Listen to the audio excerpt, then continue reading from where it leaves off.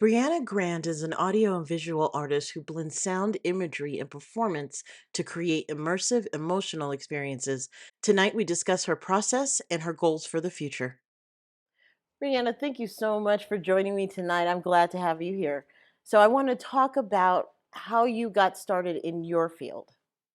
I was called into action in the year 2020 to help human race in the time of the Great Shift. So, when it comes to your debut album, Modulated Minds, what is the theme behind the music? Redemption, Can you expand a little bit more on that? redemption of a lost species. Many humans in this culture, they are disconnected to their deepest emotions, to each other, to the divine ecosystem that surrounds them. And this dissonance will eventually lead to the dissipation of life's essence. So, when it comes to the process of creating the music, how do you go about it and where do you record?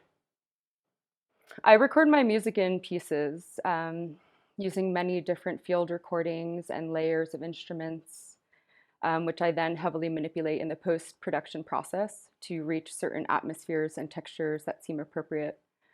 Yeah, and I record these sounds in natural earthen structures such as adobe, Mm. a material that's been used for many, Mhm. many years in native cultures and in ancient cultures all throughout the world. So, where do you want to see this career go?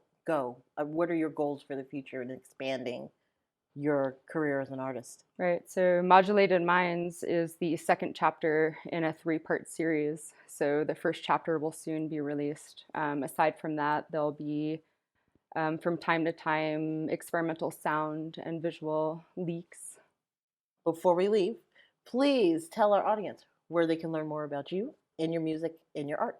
So our home base is brianagrand.com. You could also go onto YouTube, social media, Spotify, or come to a live show.